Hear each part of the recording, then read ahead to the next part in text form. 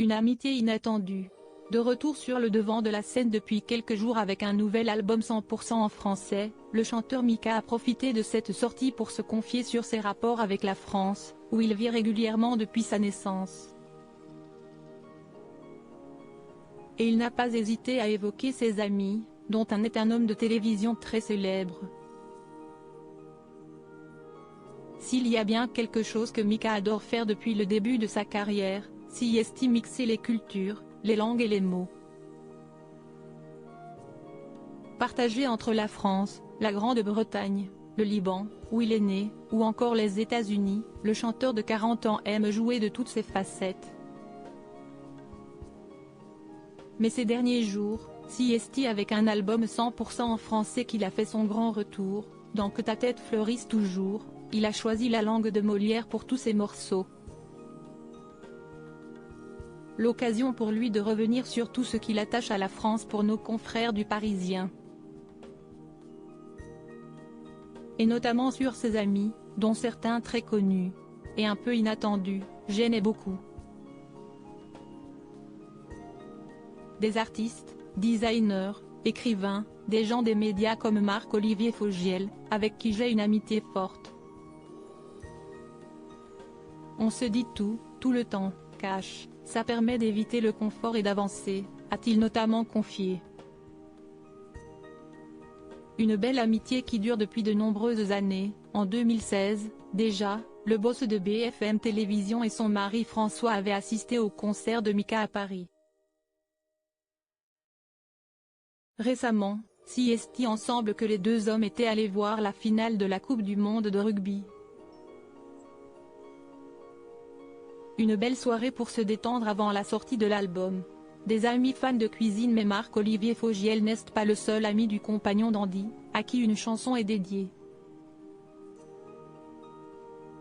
Bien au contraire, le chanteur est très entouré, et notamment par des pros de la gastronomie. J'ai des amis partout en France, où je voyage énormément en voiture. Et ceux que je vais voir le plus, ce sont mes amis dans les hôtels et les restaurants.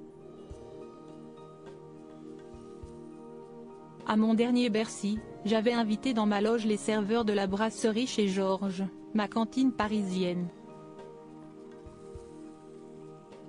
Fan de cuisine française, et notamment de coq au vin, il a d'ailleurs un projet dans un coin de sa tête. Je cuisine beaucoup, j'adore ça. Si je pouvais arrêter de travailler dans la musique, je prendrais un an à l'Institut Paul Bocuse, a-t-il raconté avec humour. Un beau rapport à la France, un projet qui n'est pas pour tout de suite. Très heureux dans la musique, l'artiste qui a fait le buzz dans la Star Academy la semaine dernière confie cependant dans Version Femina qu'il n'est pas du tout là pour être aimé. Si est ce que l'on recherche, je pense que l'on ne peut pas être dans sa propre vérité, raconte-t-il. Cependant, il sait qu'en France, la culture et le public lui vont parfaitement. La France y est une grande partie de mon cœur. Je ne peux pas imaginer ma vie sans elle. Je me suis construit avec différentes identités culturelles et c'est très bien ainsi. Et cela lui rappelle de beaux souvenirs, comme il l'a raconté dans le JDD, le français, c'est ce qui me permet de faire un lien avec mon enfance. Mes parents, qui avaient grandi partout, parlaient à la fois anglais, italien ou arabe. La musique c'était pareil. Ils mélangeaient tous les genres.